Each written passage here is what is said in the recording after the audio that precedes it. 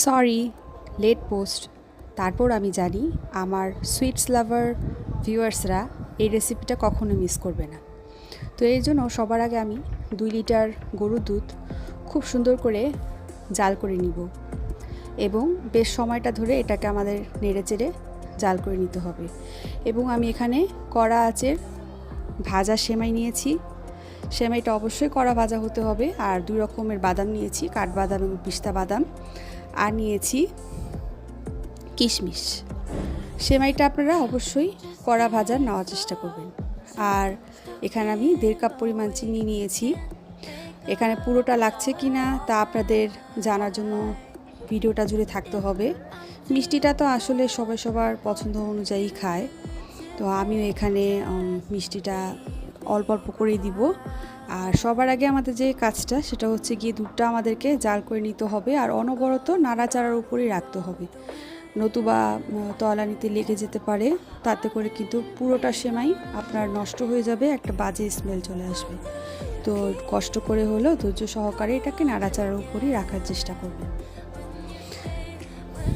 যারা সুইটস লাভার আছেন তারা কিন্তু দুধ সেমাইটা খুব পছন্দ করেন, কিন্তু অনেকেই আছে যে পারফেক্ট ওয়েটা জানেন না, তাই বলে বাসায় তৈরি করতে পারেন না। তো সেজন্যই আমি আজকে আপনাদের উদ্দেশ্যে এই রেসিপিটা নিয়ে হাজির হলাম। তো এখানে কিন্তু আমি 1 কাপের মতো গুঁড়ো দুধ ব্যবহার করেছি। গুঁড়ো দুধটা দেওয়ার ক্ষেত্রে আমার এখানে দুধটা ঘন হয়ে আসবে এবং টেস্টটাও অনেক ভালো আসবে। তো এখানে আমি চিনি অর্ধেকের থেকে একটু বেশি অ্যাড করেছি। পরবর্তীতে আমি চেক করব, যদি প্রয়োজন মনে করি তাহলে আবার হয়তো একটু দিয়ে নিব। তো এটাকে খুব সুন্দর করে নেড়েচেড়ে যেন চিনিটা মেল্ট হয়ে যায়, আমরা সেই দিকটা লক্ষ্য রাখবো। তো এই তো আমি চেক করে নিচ্ছি। আমার মনে হচ্ছে যে চিনির আর একটু প্রয়োজন আছে, তাই আমি আর একটু করে অ্যাড করে দিয়েছি। আমার কাছে পার্সোনালি মিষ্টি খাবারে চিনিটা একটু মাইল্ড হলে ভালো লাগে, অতিরিক্ত কড়া মিষ্টি ভালো লাগে না। তো আমার কিন্তু দুধটা আঁচ দেওয়া শেষ, আমি চুলা অফও করে দিয়েছি। এই অবস্থাতে এই ফুটন্ত দুধটাতে আমি সেমাইটা দিয়ে আর এই কুচি করে রাখা বাদামগুলো আর কিশমিশটা দিয়ে জাস্ট কি করব, ঘড়ি ধরে 5 মিনিটের জন্য ঢেকে রাখবো। আমার চুলাটা কিন্তু অফ।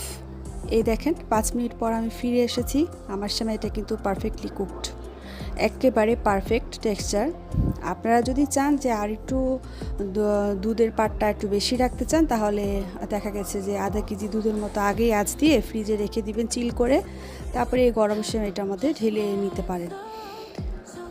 তো দেখতেই পাচ্ছেন কত সহজে আপনাদেরকে রেসিপিটা করে দেখালাম। ভালো লাগলে অবশ্যই লাইক, কমেন্ট, শেয়ার